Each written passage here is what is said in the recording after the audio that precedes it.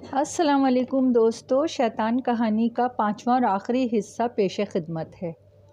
रात हद से ज़्यादा तारीख थी। आसमान पर ज़मीन की रोशनी देने के ज़रिए इस खौफनाकी के बाइस पहले ही सहमे हुए थे। ऊपर से सियाह बादलों की मोटी तह ने इनकी मौजूदगी का एहसास भी ख़त्म कर डाला था। दूर जंगलों से गीदड़ों की आवाज़ें आती डोमेन विला के इर्द गिर्द ज़िंदगी की महरूमी और वीरानी ज़ाहिर करने लगी थी। खौफ किसी हैबतनाक अफरीद की तरह फ़िज़ा पर मुसल्लत था। विंसा और जेन्सपर को डोमेन विला के गिर्द हिसार बांधना था। उन्होंने स्लिप के निशान से मुशाबहत रखते कील उठाए और लॉन में आ गए। लॉन में चारों अतराफ तवील दरख्त थे। तेज़ हवा ससराती हुई गुजरने लगी।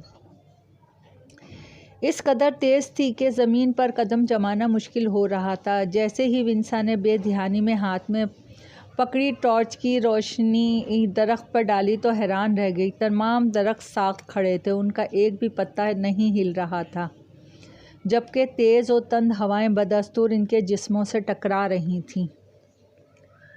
आज इसका ज़ोर थोड़ा कम होगा। विंसा और इसकी कुव्वतों की शिद्दत डोमेन विला के अंदर की निस्बत बाहर मज़ीद कम है। फ़ौरन काम पे लग जाते हैं। जेस्पर की बात मुकम्मल होते ही विंसा ने जल्दी से कील निकाले और दोनों उन्हें ज़मीन में गाड़ने लगे।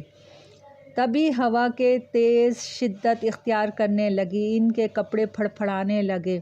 उनके कदम यूं लड़खड़ा रहे थे गोया हवा के साथ उड़ा ले जाएगी। इसी वक्त सामने से सियाह गाउन में मलबूस मख्श चेहरे वाले 8 फुट कद के वजूद हवा की तेज़ी से उनके करीब आते नज़र आए। विंसा और जेस्पर ने बितक कर अपने स्लीव वाले लॉकेट थामे और मुक़द्दस अल्फाज पढ़े। तभी वो हवा में तहलील हो गए। हमें जल्दी करना होगा। विंसा ने बाकी आधे हिस्से में हिसार बांधने के लिए जेस्पर का कंधा हिलाया और दोबारा कील लगाने लगे। इसी वक्त हवा की शिद्दत मज़ीद बढ़ गई।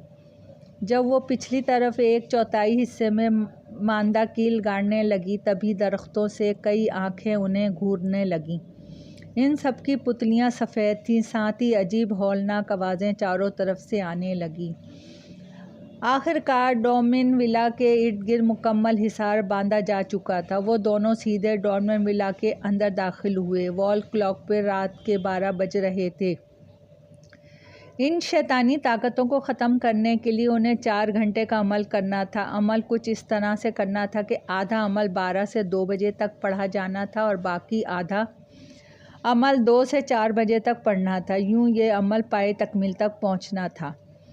विंसा, पहले आधा अमल तहखाने में हिसार बांध के पढ़ो। मैं घर के तमाम कमरों में स्लीप के निशान लगा आता हूँ। जैसे जैसे हम अमल पढ़ते जाएंगे, इस विला में पोशीदा शैतानी कुव्वतें ख़ुद को ज़ाहिर करना शुरू कर देंगी। जेस्पर ने विंसा को पुरएतमाद लहजे में कहा तो वो तहखाने की तरफ चल दी।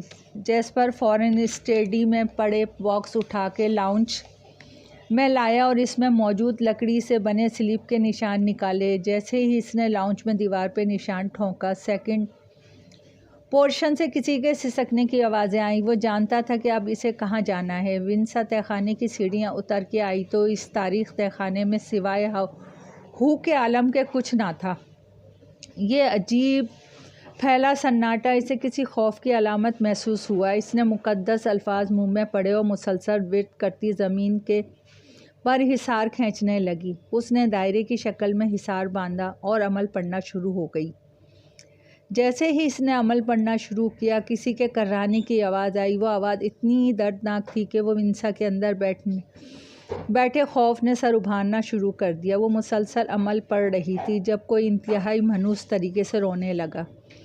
इसकी सिसकियाँ एकदम इतनी बुलंद हुई कि विंसा को ऐसा लगा जैसे कोई इसके साथ खड़ा रो रहा है। इसने आंखें खोल के सामने पड़े बोसीदा आईने में देखा तो इसे अपने हिसार के बाहर बिल्कुल साथ कफन में लिपटी एक औरत खड़ी नज़र आई। शायद हिसार के बाइस वो अंदर नहीं आ सकती थी, लिहाजा वो विंसा की तरफ पुश किए रो रही थी। तभी इसने आहिस्ते से रुख मोड़ा और आईने की तरफ देखा। इसकी आंखें सियाह थीं, जबकि चेहरा गला सड़ा हुआ था।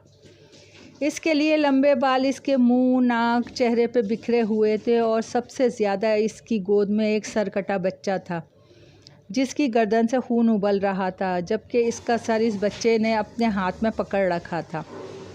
वो औरत आईने में देखती विंसा को देखते ही अपने बच्चे को देखकर बाआवाज़ बुलंद तोड़ने लगी। विंसा का दिल जैसे दहशत की मुट्ठी में जकड़ने लगा।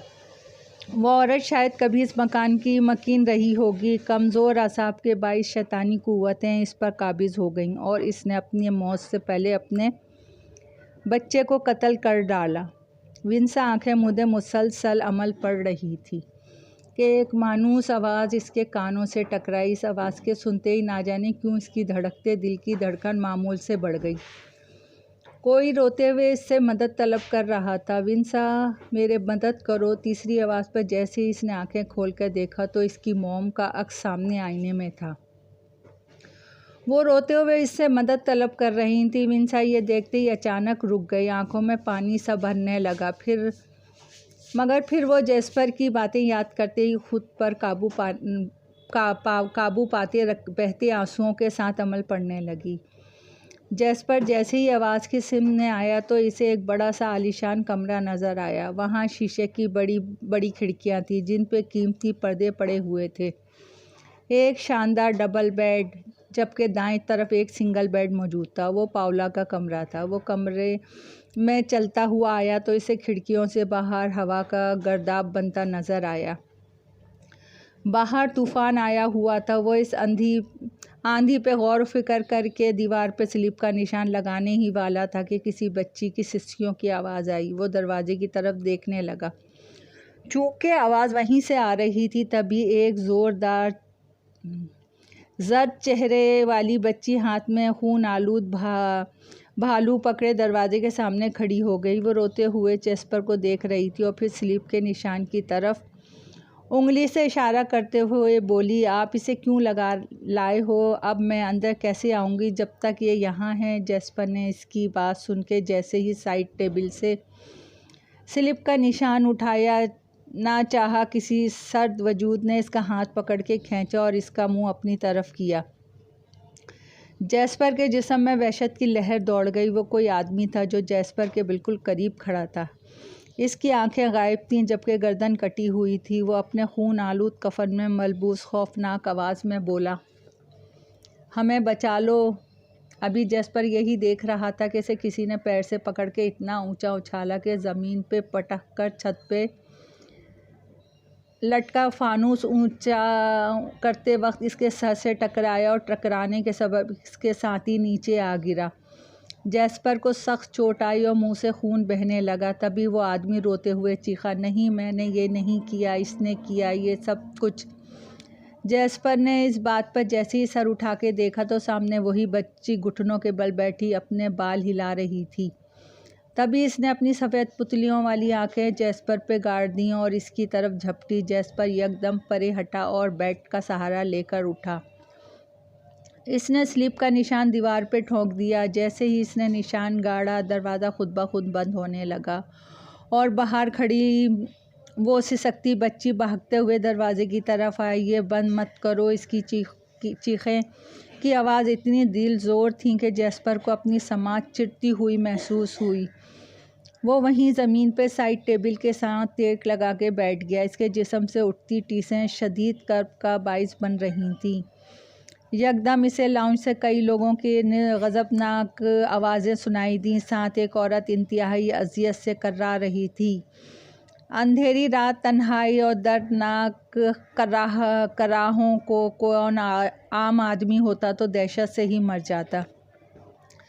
जैस्पर चीज़ों का सहारा लेते लंगड़ाता हुआ कमरे से बाहर आया और सीढ़ी उतरने लगा। ज़मीन पे ऐसे निशानात थे जैसे किसी की खून आलूद लाश को फर्श पर घसीटा गया हो। साथ ही एक खून में लथपथ औरत फर्श पे गिरी हुई थी। इसके इर्द गिर्द दफन मलबूस बेशुमार वजूद खड़े थे, इसे बुरा भला कह रहे थे। वो औरत रोती हुई सबसे माफ़िया मांग रही थी, जबकि वो सब हाथों में कोड़े नुमा हथियार लिए से मार रहे थे। जैस्पर ने बाआवाज़ बुलंद मुक़द्दस अल्फाज पढ़े तो वो ये सब गायब हो गए। वो जानता था कि पाउला थी, जबकि कमरे के वो दो दूर जो वजूद बच्ची और आदमी बेल्जिया और डोमेन थे। वो लाउंज में आया, एक जग में पड़े पानी देखा जो कि खून में तब्दील हो चुका था। वह घर के तमाम कमरों में स्लीप के निशान ठोंकने लगा। जैसे ही वो आखिरी कमरे में गया तो मरकज़ी दरवाजे पे गाड़ी का हॉर्न बजा, साथ ही दरवाज़ा खुला और एक आदमी किसी औरत को बेदर्दी से मारता घसीटता हुआ ला रहा था।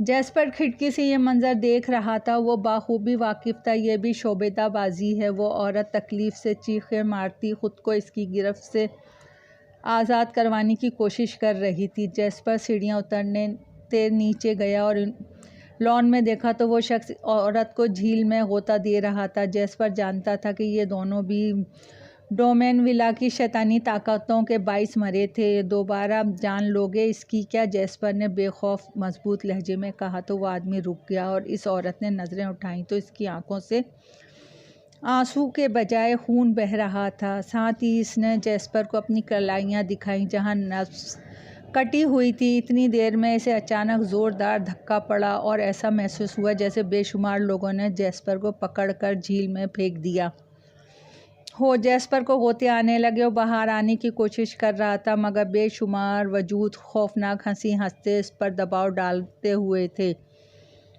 तभी वो दिल ही दिल में खुदावंद का मुकद्दस जिक्र पढ़ने लगा। आहिस्ते आहिस्ते दबाव हटने लगा। जैसे ही इसका मुंह झील से निकला, इसने हाँफते हुए मुकद्दस किताब ने खुदावंद की तारीफ़ और अज़मत के अल्फाज दोहराए और झील से बाहर आ गया। वो वजूद इसे कहीं नज़र नहीं आए, मगर झील का पानी खून में बदल गया था। इसने खांसते हुए ख़ुद को घास पर लिटा दिया। वह आसमान को तक रहा था जहाँ बारिश किसी भी वक्त बरसती ज़मीन को जलथल बना सकती थी। वो कुछ देर बाद हिम्मत करके अंदर गया। वॉल क्लॉक पर रात के 1:45 बज रहे थे। विंसा का अमल मुकम्मल होने वाला था और अब इसकी बारी थी। इसने अपना बदहाल अक्स आईने में देखा तो वहाँ डराने पड़ने लगी। विंसा का अमल आखिरी मरहले पे था।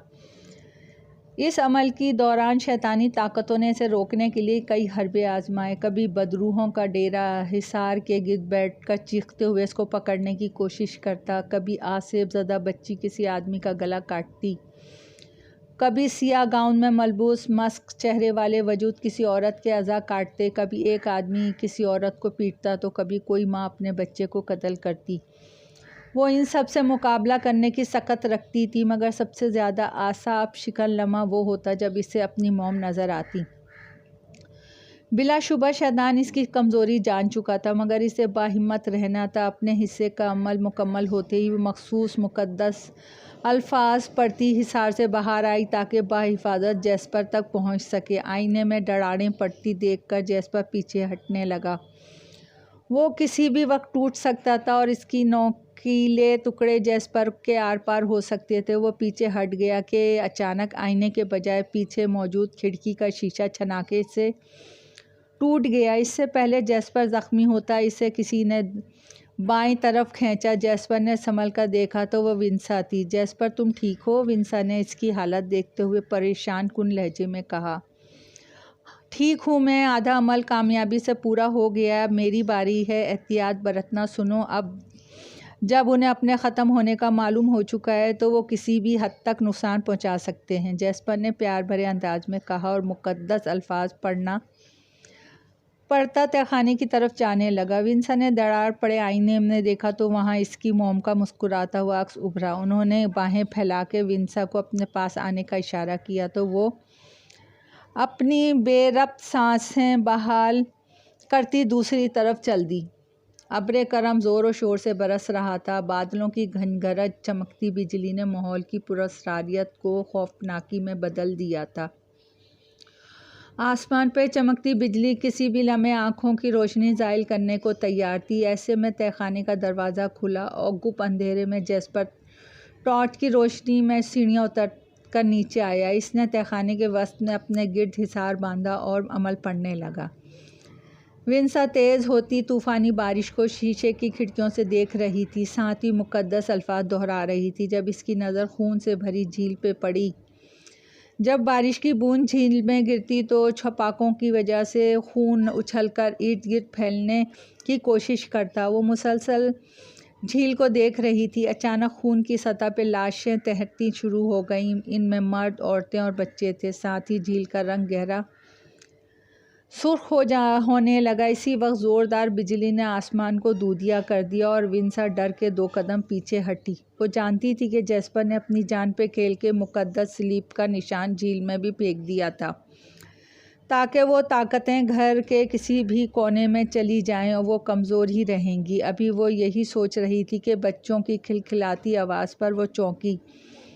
वो आवाज़ घर के अंदर से आ रही थी। वो चलती हुई आवाज़ की सिमत में गई तो एक वसी और अरीज़ ड्राइंग रूम के आगे राहदरी में कुछ बच्चे फुटबॉल से खेल रहे थे। इन सब की आँखों की पुतलियाँ सफ़ेद थीं, जबकि इनके खून आलूद दांत हंसते वक्त नज़र आते थे। विंसा को हैरत का झटका तब लगा जब 8 साला जैस्पर और 11 साला विंसा भी इसमें शामिल थे। वो अपनी बचपन की तस्वीर देख चुकी थी, लिहाजा वो जानती थी कि वो कैसे दिखते थे। इसने अपना स्लीप का निशान वाले लॉकेट छोड़ दी। वो बच्चों को देखने में मह हो गई। वो बच्चे बॉल एक दूसरे की तरफ किक कर रहे थे। यकदम एक बच्चे ने ज़ोरदार किक लगा के बॉल विंसा की तरफ फेंकी। वो बॉल को लेके सीधी विंसा की पेशानी पे आके लगी तो वो तवाज़ुन बरकरार ना रख पाई और गिर पड़ी। तभी वो बच्चे तेज़ी से भागते हुए इसकी तरफ आने लगे। इसने फ़ौरन अपना लॉकेट थामा और मुकद्दस अल्फाज दोहराने लगी। वो बच्चे इसके पास से होते हुए दूसरी तरफ भाग गए। विंसा ने अपनी पेशानी पे हाथ लगाया। इसकी उंगलियों को कुछ गीला सा महसूस हुआ। इसकी पेशानी से खून बह रहा था। इसने चेयर का सहारा लेकर ख़ुद को खड़ा किया और इर्द गिर्द का जायज़ा लिया। तभी छत को लगे दरवाजे के नीचे से खून बहकर नीचे आने लगा। वो खून सीढ़ियों से बहता हुआ जैसे ही फर्श पे फैलने लगा तो देखते ही देखते पूरा फर्श खून आलूद हो गया।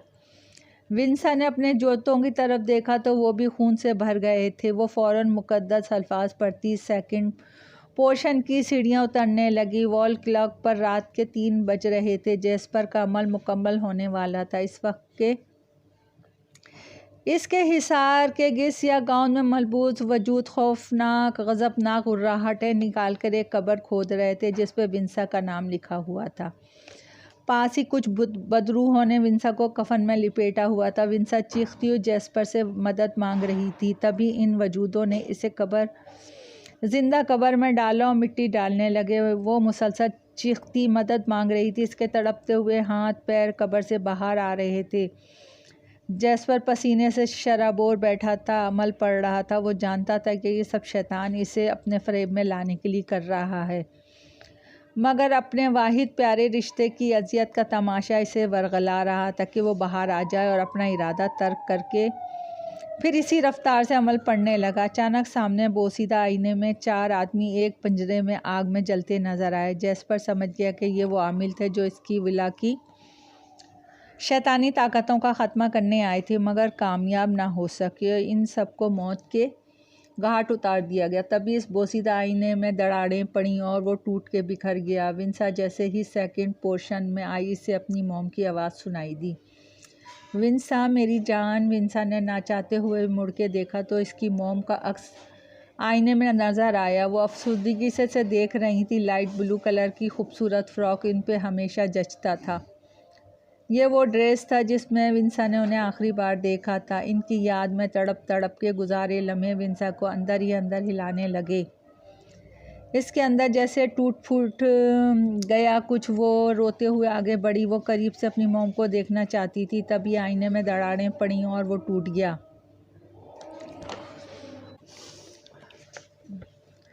साथ ही इर्द गिर्द की खिड़कियाँ और शीशे के दरवाजे टूटने लगे। विंसा तो फ़ौरन ज़मीन पे लेट गई। शीशों के टूटने की आवाज़ ऐसी थी कि मालूम होता था डोमिन विला के तमाम शीशे टूट चुके हैं। जब ये आवाज़ें थमी तो विंसा ने उठकर देखा कुछ शीशे ऐसे भी उसे भी ज़ख्मी कर चुके थे और जगह जगह से खून रस रहा था। इसने देखा तो वाकई तमाम घर के शीशे टूट चुके थे। साथ ही ये पुरहैबत मंजर इसे देखने को मिला। तमाम डोमेन विला में लाशें बिखरी हुई थी। किसी की लाश को खंजर के वार से कत्ल किया गया था तो किसी कटे हुए अज़ा बिखरे हुए थे। किसी को ऊंचाई से धक्का दे के मारा गया था, किसी को झील में डुबोकर। विंसा तमाम घर का चक्कर लगाती रही थी। यकीनन वो सब लोग जहाँ जहाँ मरे थे इन सब की लाशें भी वहीं दिखाई दे रही थी। वो मुख्तलिफ़ जगहों से होती किचन में गई। वहाँ रात ज़मीन पे एक औरत घुटनों में सर दिए रो रही थी। विंसा के कदमों की आहट से इसने सर उठा के देखा। वो पाओला की रूह थी। मैंने इन सबको मार डाला है, ये मेरी वजह से मरे हैं, तुम मुझे भी मार दो। वो पागलों की तरह रोती विंसा के पास आई और उसके हाथ में खंजर थमा दिया। विंसा इससे पहले संभलती, इसने विंसा का हाथ पकड़ा और खंजर अपने गले में घोंप दिया। विंसा ने चीख मार के अपना हाथ हटाया। पाओला तड़पती हुई गिरी और साख्त हो गई। 2 मिनट के वक्फे के बाद वो अपनी खून उगलती गर्दन के साथ फिर बैठी रोने लगी। मैं मर नहीं सकती, मैं मरकर भी जान नहीं छोड़ती यहाँ से। वो आंखों से खून बहाती मनहूस अंदाज में रोने लगी। अचानक बेशुमार रूहें विंसा पे झपटी। वो चीख मारती स्लीप का लॉकेट थामे पूरे घर में भागने लगी। भागते भागते ना जाने कब वो छत पे पहुँच गई। इसने तेज़ तेज़ सांस लेते हुए सामने देखा तो वहाँ इसकी मॉम मुस्कुरा के बाहें फैलाए, ज़ख्मों से चूर, थकन ज़दा बदहाल विंसा की बस हो गई। वो फूट फूट के रोती अपनी मॉम की तरफ जाने लगी। कई अरसे से अपनी मॉम के लम्स को तरसी विंसा उनके गले लगी। कुछ देर बाद इसकी मॉम ने इसे अपने से खुद से अलग किया और छत से नीचे देखने का इशारा किया। विंसा सब कुछ भूल गई। इसने दीवार से नीचे देखा तो लॉन में इसके डैड खड़े थे। उन्होंने सर उठा के विंसा को देखा और मुस्कुराते विंसा के चेहरे पे खुद ब खुद मुस्कुराहट बिखर गई। जिस पर का अमल आखिरी मरहले में था, जब विंसा अपनी सफ़ेद पुतलियों वाली आंखों के साथ कफन में मलबूस हिसार के करीब आई और रोते हुए जैस्पर से मुखातिब हुई। जैस्पर, उन्होंने मुझे छत से धक्का देकर मार दिया है। जैस्पर ने खतरे को भांपते हुए आखिरी अल्फाज पढ़े। खुदावन की बनाई इस मुकद्दस सरज़मीन पे नापाक ताकतों के बसेरा करने वाले शैतान खुदावन की अज़मत और ताकत के आगे जिसका ठहरना मुमकिन नामुमकिन है, इस शैतान के ख़ात्मे की ताकत से खुदावन की कवी हाथ में है। खुदावन की मखलूक को वरगलाने वाले और इसके हुक्म से मुनहरिफ होने वाले मिट जाते हैं। जैस्पर ने ये अल्फाज पढ़ते ही मुक़द्दस किताब बस चंद अल्फाज दूर की तरह पड़े तो अजीब दर्दनाक चीखें हर जानिब से सुनाई दी। वो ताकतें ख़त्म हो रही थी। तभी जैस्पर को विंसा का ख्याल आया तो तहखाने की सीढ़ियाँ फलंगता बाहर आने लगा। विंसा इसी तरह नीचे देख रही थी। पीछे खड़ी मॉम का चेहरा बदसूरती में बदला और उन्होंने विंसा को ज़ोरदार धक्का मारा, मगर जैसे ही वो धक्का दे रही थी तो आधे धक्के में ही वो खुद चीखते मारती गायब हो गई। विंसा नीचे गिरने ही वाली थी कि इसने दीवार पकड़ ली, मगर तवाज़ुन ठीक ना था। इससे पहले कि वो गिरती, जैस्पर ने इसे पकड़ के पीछे खींचा। विंसा, वो ताकतें ख़त्म हो रही हैं, हमारा अमल कामयाब रहा, जैस्पर ने खुशी से कहा तो विंसा ने आंसू बहाते हुए अपनी मुस्कुराहट जाहिर की। हमें यहाँ से निकलना होगा। विंसा के कहते ही वो दोनों लॉन में गए। तब डोमेन विला के इर्द गिर्द आग लग गई। देखते ही देखते आग ने तमाम बिल्डिंग को लिपेट में ले लिया और वो जल के राख हो गई। एक खूबसूरत सुबह तुलू हो चुकी थी जिसने डोमेन विला की नहूसत और तारीख